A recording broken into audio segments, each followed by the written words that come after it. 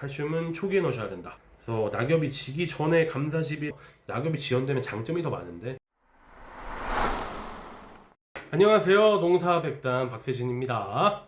이번 시간에는 또 이제 샤인머스켓, 지금 샤인머스켓 재배적인 특성이나 뭐 영양적인 특성이나 뭐 그런 거 다 말씀드렸잖아요. 이제 샤인머스켓에는 저희 제품을 어떻게 적용하면 될까, 그 부분에 대해서 또 이제 마지막으로 설명을 드리도록 하겠습니다.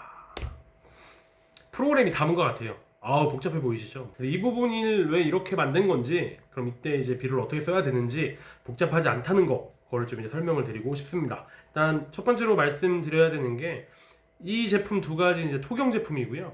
이 제품들은 이제 저희가 물에 녹이는 관주 제품들입니다. 왜 토경이랑 관주랑 나눠놨냐라고 하시면, 그렇게 키우시니까요. 관주로 다 넣어주시잖아요.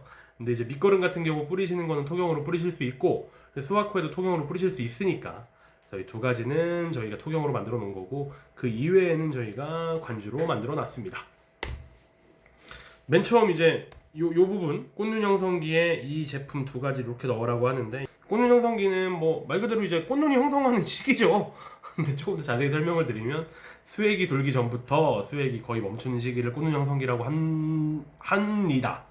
샤인머스켓을 과수를 하시는 분들께서는 이 정도만 들으셔도 아, 이 시기구나 하고 감을 잡으실 수 있을 것 같고, 요 꽃눈 형성기에는 야라밀라 컴플렉스 이 제품이죠. 복합 비료에 미라원소까지 들어가 있는 이 비료를 25kg, 그리고 나이트라보 질산 칼슘 제품입니다. 붕속 코팅된 질산 칼슘 제품을 20kg 토경으로 뿌리시고, 야라테라 FK30은 10L라고 되어 있죠. 액상 인산 칼륨 제품입니다. 100% 폴리인산으로 구성이 된, 폴리인산 말씀 많이 드렸죠. 100% 폴리인산으로 구성이 된 액상 인산 칼륨 제품인데, 이 제품은 10L, 물에 녹여서가 아니라 물에 타서 관주로 밀어주시라라는 겁니다. 결국에 이 시기 꽃눈 형성기에 적용되는 비종은 세 가지잖아요. 컴플렉스, 나이트라보, FK30. 컴플렉스 같은 경우에 스펙은 다음과 같아요. 질소, 인산, 칼륨 들어있고, 뭐 마그네슘, 황 들어있고, 미량원소도 다 들어있네요. 그리고 나이트라보 같은 경우는 질산 칼슘의 붕소 코팅이고요. 나이트라보 같은 경우는 이 질소의 15.4% 질소의 90% 이상이 질산태 질소입니다. 밀라에서 칼슘을 제외한 모든 유효한 양분을 다 공급할 수 있으면서, 부족한 칼슘은 항상 제가 강조드리는 거, 칼슘은 초기에 넣으셔야 된다. 초기에 많이 넣으셔야 된다. 그 부족한 칼슘은, 초기에 부족한 칼슘은 이 나이트라보 제품으로 공급 보충할 수 있다는 말씀이죠. 뭐 아까 스펙을 기억하실 수 있으신 분이 있으실지 모르겠지만, 양을 저희가 생각을 해보면 이 시기에 제일 많이 들어가는 양분이 바로 질소입니다. 질소를 제일 많이 들어가게 저희가 세팅을 해놨어요.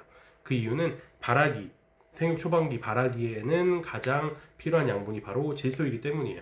근데 그 질소가 어디서 오냐를 저희가 잘 생각을 해야 되는데요. 물론 당연히 밑거름 뿌리는 거에서 질소, 유효한 질소들이 나오겠죠. 뭐 거름 주시는 거에서도 나올 거고, 그리고 뭐 낙엽 같은 거 떨어지니까 낙엽 분해돼서 거기서도 질소 나올 거고 하는데요. 굉장히 꽤 많은 양들이 그 체내 양분, 체내에 지금 축적되어 있는 양분들이 질소로 공급이 됩니다. 그러니까 이미 질소를 가지고 있는 게 굉장히 중요합니다. 그것만 생각을 하더라도 저희가 감사 시비를 해야 되는 이유를 아실 수가 있는 거예요. 발아기에는 가장 많이 공급되어야 되는 양분이 질소고, 그 질소는 밑거름으로 주는 신규 양분도 중요하지만 그것보다 많은 양이 체내의 양분이다. 근데 그 체내의 양분은 당연히 낙엽 전에, 수확하시고 낙엽이 지기 전에 감사시비를 하시면서 체내의 양분을 축적해 놓으시는 거죠. 감사시비도 그만큼 중요한 역할을 한다라는 거예요. 그리고 지금 밑거름에 들어가는 게 이런 미량원소들도 들어가고, 보시면 미량원소도 들어가면서 칼슘도 들어가죠. 이런 제품들이 초기에 들어가야 되는 이유가 있습니다. 뭐 아시는 내용이잖아요. 칼슘 그리고 철, 아연 등의 미량원소는 굉장히 이동이 느리다. 이동이 느리니까 빨리 뿌려서 이동할 수 있는 기간을 우리가 확보해 줘야 된다. 그래서 빨리 뿌려야 되니까 초기에 준다라는 거죠.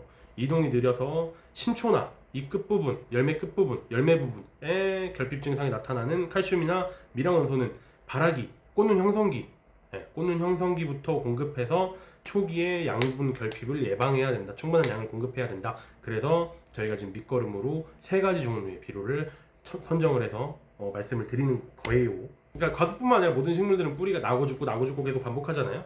이제 순이 굳는 시기랑 뿌리가 자라는 시기가 거의 일치한다고 보시면 됩니다. 그러니까 결국 샤인머스켓 뿌리가 발근되고 뿌리가 굉장히 활성화되는 시기, 뿌리 관리가 굉장히 중요한 시기도 초기인 걸 알 수 있겠죠. 그럼 초기에, 그래서 저희가 초기에 뭐 합니까? 당연히 밝은제 같은 계통 많이 넣잖아요. 뿌리 잘 자라라고. 밝은제에서 가장 중요한 성분은 바로 인산입니다. 그래서 밝은제에도 들어가는 성분 중에 제일 많은 게 대부분 인산가리예요. 인산칼륨이에요. 그래서 저희도 요 시기 뿌리 발달 잘 되라고 액상 인산칼륨인 FK30, 여기 인산칼륨이긴 한데 인산이 또 폴리인산이니까 훨씬 더 흡수율이 좋아지고 개선됐잖아요. 폴리인산 관련해서 뭐 말씀 많이 들어보셨잖아요. 저도 설명드렸었고. 그래서 FK30을 초기에 넣는 이유도 그런 계통이다. 뿌리 발근 잘 되라고. 뿌리 발근이 제일 잘 되는 시기는 초기이니까. 여기까지 그러면 이제 밑거름 얘기가 끝났을 것 같고, 그 다음 이제 관주로 적용이 되는 요거를 조금 더 풀어 설명을 드리면, 개화기부터 성숙기는 수액이 거의 멈추는 시기부터 송이비대가 끝나는 시기라고 저희가 이해하면 될 것 같고요. 이때 들어가는 비종이 바로 이제 야라테라 칼시니트, 야라테라 K+, 테라는 빼고 설명드릴게요. MGS, MKP, FK30입니다. 이 시기, 개화기부터 결국에 성숙기까지는 관주로 넣으시는 시기잖아요. 멀칭이 끝나셨을 시기니까.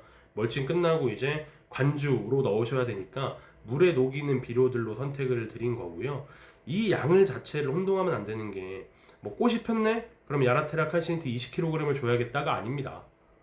저는 지금 개화기부터 육화기에 걸쳐서 요 정도의 양이 들어야 된다고 설명을 드리는 거예요.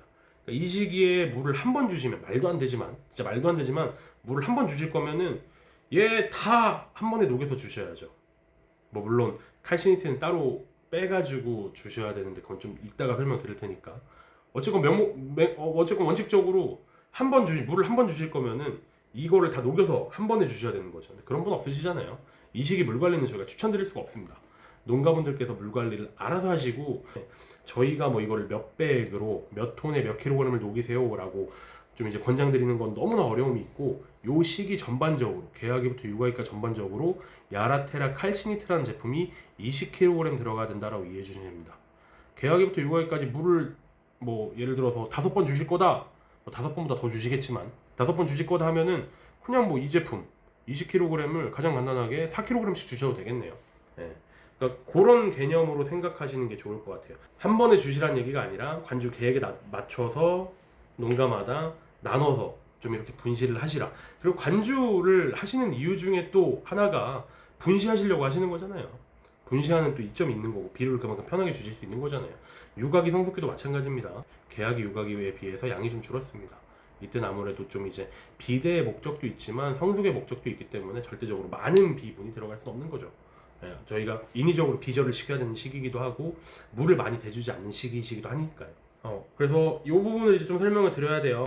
이 5종류의 제품을 보면요, 이 질산 칼슘은 무조건 별도로 간주하셔야 됩니다. 이게 어떤 제품이건 마찬가지입니다. 질산 칼슘에 칼슘이 여기 들어가 있는 친구들이랑 좀 이제 응고가 될 수 있습니다. 침전 반응을 일으킬 수가 있습니다.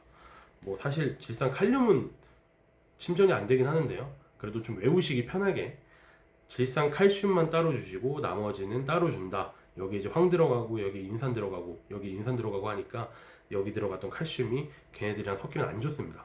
관이 이제 침전될 수가 있어. 침전에 의해서 관이 막힐 수 있기 때문에, 그래서 이 하나만, 질산 칼슘 칼시니트 하나만 따로 주시고 나머지는 혼용해서 주실 수 있다라는 얘기고요. 이거 수분 요구량을 한번 볼게요. 초기에 물이 굉장히 많이 들어가야 되고요. 비대기에도 물이 많이 들어가야 된다. 근데 문제는 뭐냐면 이제 칼슘이랑 붕소가 필요한 시기가 물 공급을 줄여야 되는 시기라는 거예요. 칼슘과 붕소는 이른 시기에 줘야 되는 것도 맞지만 또 실제적으로 굉장히 칼슘과 붕소가 많이 들어가야 되는 시기를 생각을 해보면요, 개화기 정도를 보시면 되거든요. 개화기에 칼슘이 굉장히 많이 들어가요.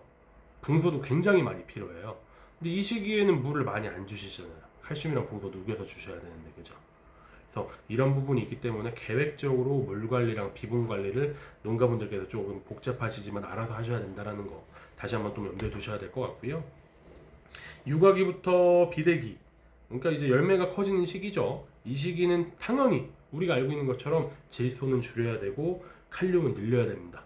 그리고 건강한 잎을 확보해가지고 당도도 높게 만들어야 되니까 마그네슘도 늘려야 되죠.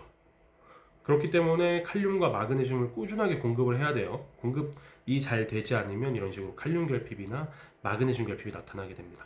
칼륨이랑 마그네슘 결핍은 오래된 입에서부터 나타나고 그런 거 좀 구분을 하셔서 칼륨이랑 마그네슘을 더 줘야겠구나도 좀 체크를 해보시면 좋을 것 같고, 그리고 비대기 이후부터 황산 마그네슘이나 황산 칼륨, 왜? 마그네슘이랑 칼륨 줘야 되니까요. 그리고 황 자체도 줘야죠, 당도 높이기 위해선. 그래서 황산 마그네슘이랑 황산 칼륨을 좀 연면시비로 공급하는 것도 추천드리고 있습니다. 비대기 이후 수확기 전까지, 결국에 성숙기죠. 성숙기까지는 당도를 증가시켜야 되니까 저희가 결국에 그래서 하고 있는 게 비가림 재배잖아요. 그리고 그래서 하고 있는 게 멀칭이고요. 농가분들께서도 그렇기 때문에 그 시기에는 물을 많이 안 대주시죠. 물을 안 주시는 시기에 또 이제 생육 후반기가 되면은 미량원소가 됐건 칼슘이 됐건 황이 됐건 대부분이 이제 미량원소랑 칼슘인데요. 이제 그런 친구들이 또 이제 부족하게 됩니다.